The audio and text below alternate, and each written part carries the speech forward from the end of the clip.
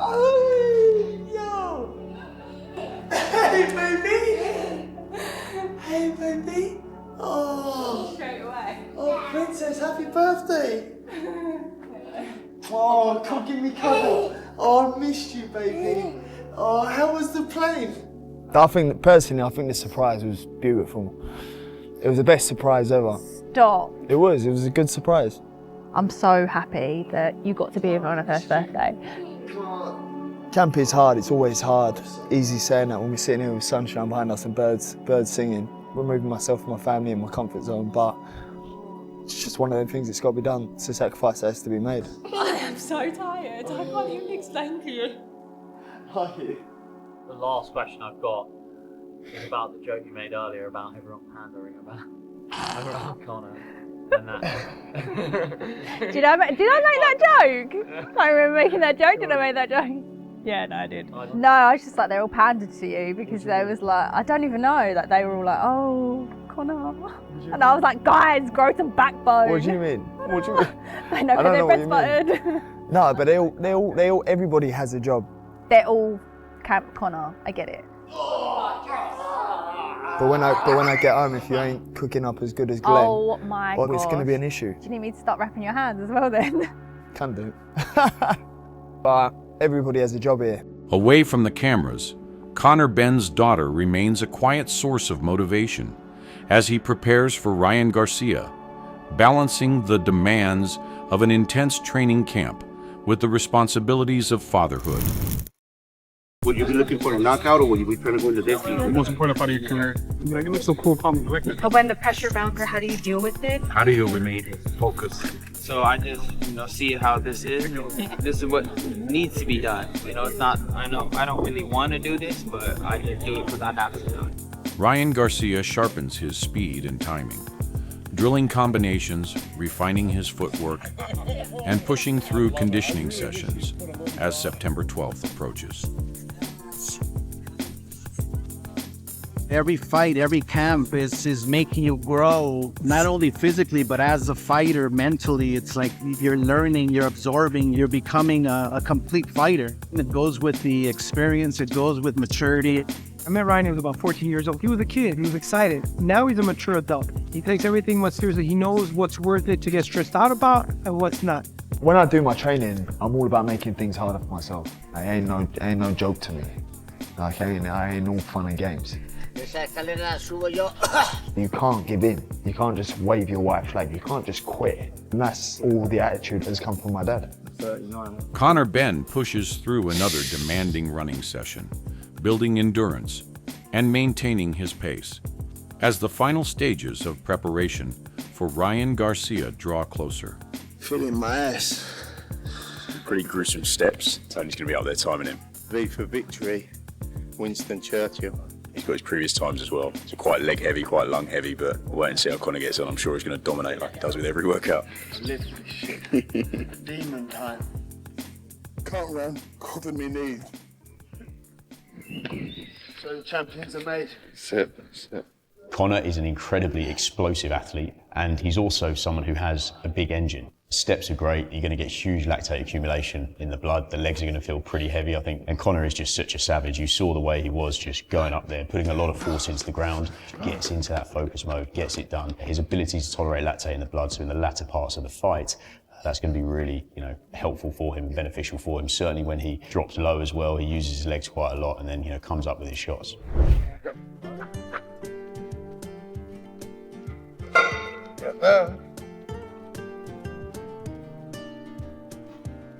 Just like these stories coming to an end. We're run. It's over now. It's over now. That energy! He's getting destroyed. He's getting destroyed. I don't care about the story no more. It's coming to an end. It's done. It's finished. Put in stake in it. Done. No more story. You had a good run like I told him. It was a nice little cute story. It's over with now. It's over. I got a longer story. That's the difference. His chapter's done. He had a fun little one, a little cute one. He did good for his city. But it's over now. It's done. Kim, everything about him. I don't like him, he don't like me. I don't need anything. I just know I'm destroying him. That's it.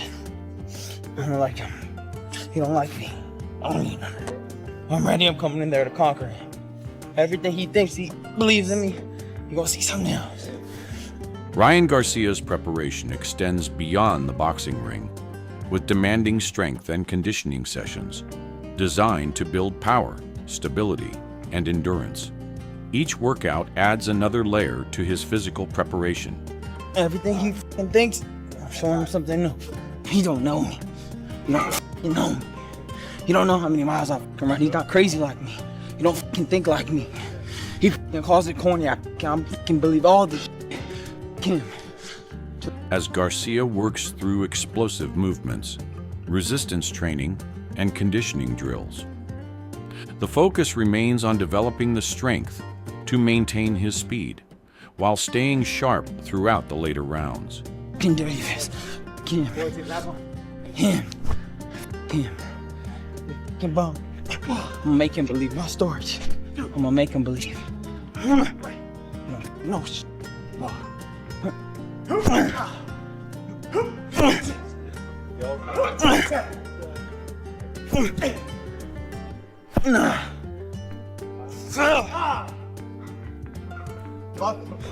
Got this, baby. With the fight against Conor Benn approaching, every session carries greater importance as the training camp enters its final stages. For Garcia, the goal is simple. Arrive on fight night physically prepared, explosive, and ready for the demands of 12 intense rounds.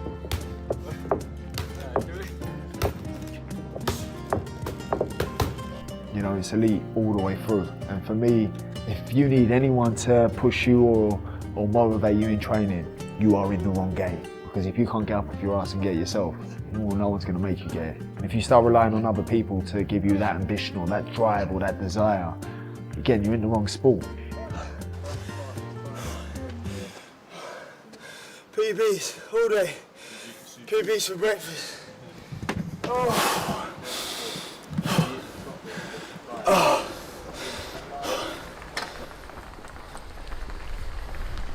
No, I didn't think that. The training footage shows Ryan Garcia putting in the work, but Henry Garcia's latest comments add a completely different level of confidence to this build-up. Henry isn't interested in debating whether Conor Benn is dangerous. He sounds convinced the answer is already settled. He points to Benn's move between weight classes, questions whether the same physical strength carries down to 147, and then goes straight after the performance against Regis Progress. That is a bold position, especially considering Progress himself has praised Benn's power. But Henry isn't buying it. I told you earlier, he's all bark, man. You know, he's gonna spark. He's gonna do whatever. He's gonna try to convince us that he's got it. Bro, he started when he was 17 years old. Okay, he did it because of his dad.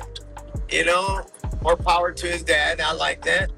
But you gotta have more than that, bro. You gotta have some special skills. And then when Ryan, despite how many years you've been in boxing, when Ryan is 100%, you need an army to beat him. And I'm serious, bro. I've seen this too many times. You're gonna have to have like something very special. In his view, Ryan at full strength brings a completely different problem, and that's where this gets interesting. He keeps coming back to one idea. Ryan's preparation has to be 100%, because that's the version he believes is extremely difficult to deal with. And when Henry says the fight isn't reaching the final bell, he's not exactly leaving room for a cautious prediction. He's practically throwing the entire 12-round script into the trash. Now, I wouldn't overlook Benn just because Henry is confident. Conor has spent his entire career proving that he doesn't mind being underestimated, and his pressure can make even talented opponents uncomfortable. You're gonna feel that punch, and don't think that he's not gonna get hit. He's gonna get hit, bro. Just a matter of time.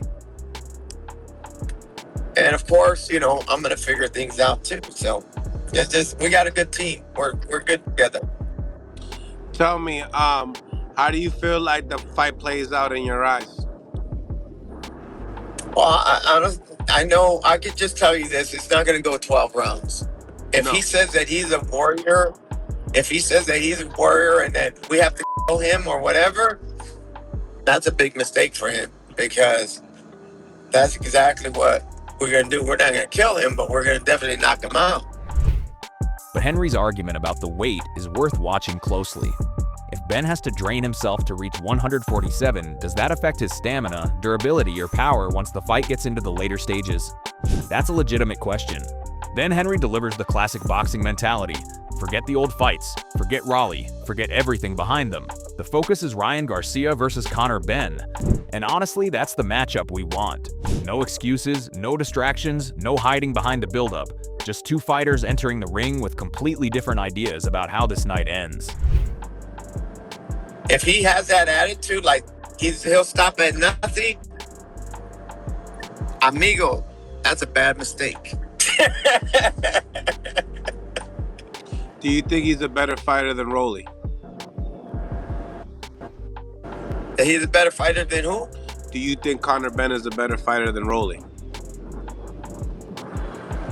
You know, I haven't seen Rolly the way we did that one time, but again, you know, Ryan wasn't 100% because he had just got over the, you know, the year layoff and the COVID shit, whatever. I mean, you know, but that's the past, brother. All I know is that we're concentrating on Conor. I don't go backward, bro, because if you go backwards, that's negative energy. I don't do that. Henry Garcia's confidence already set the tone, but Greg Hackett takes that same Ryan Garcia argument and turns the volume up another notch. Hackett looks at Conor Benn's performance against Regis Prograis and basically says that's not enough to convince me. And honestly, this is where the matchup gets fascinating, because he's not simply saying Ryan is more talented, he's attacking the specific things Ben does in the ring. Hackett points to Ben's defensive habits, his forward bursts, and that predictable in-and-out rhythm, arguing that against someone with Ryan's speed, those patterns become dangerous. That's a much more interesting argument than just picking a winner. If Ben keeps giving Ryan the same visual every time he enters, you can already imagine Garcia sitting there waiting for the timing. But then Hackett goes even further and questions the Prograis performance as evidence of Ben's punching power. I think it's a great fight. But I think if Ryan go out there looking like anything like his last fight, I think he'll stop Conor Benn. I don't think Conor Benn is defensive enough. I like his intensity level, but his defense don't really have no defense. And Ryan's speed gives anybody problems. And then he can punch too. So I think Ryan stopped Conor Benn on some real shit. Prograis calling Ben the hardest puncher he's faced sounds impressive on paper, yet Hackett isn't treating that statement like the final word. His point is basically, look at the circumstances, look at how the fight unfolded, and don't let one compliment suddenly turn Ben into an unstoppable force. I actually like that approach, because boxing debates get ridiculous when one quote becomes an entire scouting report. At the same time, let's not pretend Ben has no chance.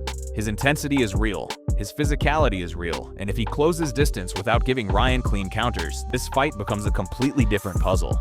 That's the tension right there. Hackett sees openings, Ben's team sees opportunity. Ryan has the speed to punish mistakes, while Conor has the pressure to make Ryan uncomfortable. And after hearing Henry Garcia talk with absolute confidence, Greg Hackett doubling down only adds another layer to a matchup where everybody seems convinced they already know exactly how the story ends. Is it the weight? Because he looked good against Eubank. Yeah, I think it could be the weight, but also I think it's just his style. His style is not really that complicated. It's a simple style, and the things he do is simple. He jump in, jump out. You know what I mean? Jump in, jump out. It's like fighting a strong amateur. It's just like being in there with a strong amateur. Regis Prograis said that he's the hardest puncher you ever been in there with. Yeah, but that's Regis Prograis after his legs have been, you know, been through everything they could go through and gave out on him. His legs not even there.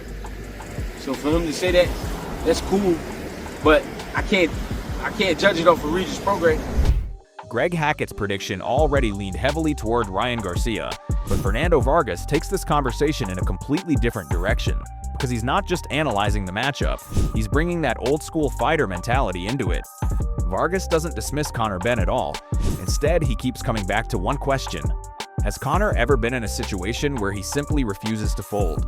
That becomes the foundation of his argument, and honestly, it makes the matchup more interesting.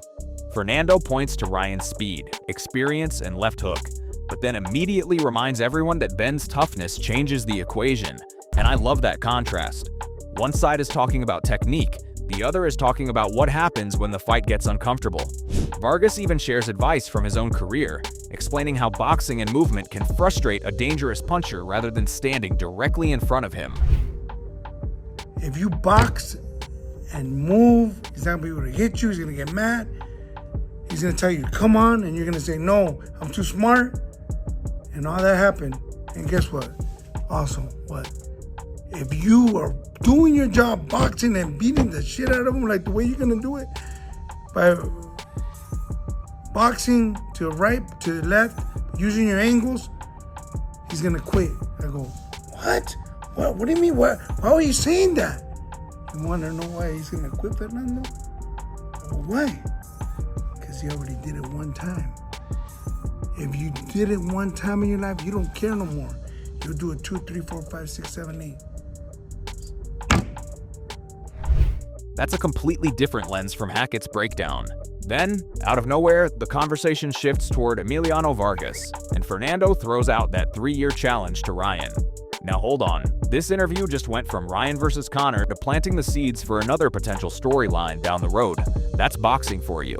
You can never just have one fight. Fernando gives Ryan plenty of respect as a talent, calling him the more developed fighter right now, while making it clear that Emiliano is still growing. And that part is important because he's not pretending they're at the same stage. He's basically saying, give the kid time. 3 years is a long road in boxing, but the confidence is obvious. So now we've got Hackett questioning Benn's defense, Vargas emphasizing toughness and experience, and suddenly Emiliano's name enters the conversation. The Ryan-Benn fight is already loaded, and somehow Fernando Vargas just added another chapter before the opening bell even rings. That Ryan can probably beat him, but not gonna be easy. And I'm like tit for tat, like in that fight. Like I really think it's like an even fight. Really? Yeah. Ryan's got a much deeper amateur background. You know, got the left hook and all that, but has Conor Benn quit? No, he is not. That's all you gotta say. When you think about that, all you gotta think is that. Has Conor Benn quit? No. Okay. But he didn't fight wait. Let me ask you a question. Has Ryan Garcia quit? He has. Okay. He has. That's it. And so guess what? I'll tell you what my Jefe Big G said. To Fernando. The first time is the hardest. Yeah. I said, when I got the fight with Yoruba Company, he goes, Fernando, if you box, he can't touch you. And after all the training footage, bold predictions, and non-stop back and forth, we're finally at the point where the talking has to give way to the actual fight. Henry Garcia sees Ryan's preparation as the difference maker. Hackett sees openings in Benn's defense, while Fernando Vargas brings the reminder that toughness can turn a prediction upside down in a hurry. That's why I'm not buying into any easy storyline here. Ryan has the speed, timing, and experience, but Conor brings pressure, physicality, and the kind of mentality that can make a fight uncomfortable from the opening bell. So now I want to hear from you. Does Ryan Garcia have too much speed for Conor Benn? Or does Benn have the pressure and toughness to completely disrupt Ryan's game? Drop your prediction in the comments, because this one is definitely up for debate. And yo, don't forget to like, share, and subscribe to Boxing Headquarters for more boxing content. Until next time, see you in the next one.